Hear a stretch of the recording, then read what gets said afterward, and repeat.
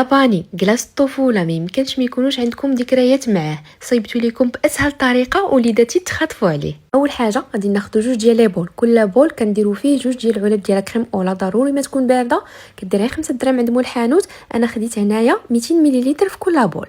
كناخذوا كاس ديال الحليب، ياغورت والشونتي بالنكهه اللي بغيتو نتوما. انا درت واحد فيه الفاني وواحد فيه الفريز، نكهتهم بشويه ديال الفاني وكنطربهم مزيان. بطبيعه الحال الحليب ياغورت كيكونوا باردين.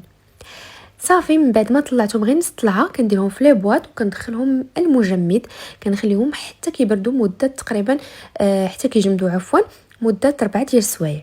كنعاود نجبدهم وكنطلعهم مزيان. ما تخافوش في الاول غادي تصيح لكم لا كلاص ديالنا كيسيح شي شويه، ولكن من بعد كتطربوا مزيان حتى كتوقف معكم الكريمه على هذا الشكل. صافي من بعد غادي نديرهم في البوش على هذا الشكل، وغادي ناخذ بوش اخر اللي غنجمع فيه كلاص بجوج. صافي من بعد غادي ناخذ الباستا هذه اللي كانت متوفره عندي، راه كدير غير درهم واقيلا، ما عرفتش حاجه بالي ولدي بولي سخرته بحال كتاخذوا كورني عامر. المهم انا خديتهم خاويين، راه متوفرين في الاسواق التجاريه الكبرى.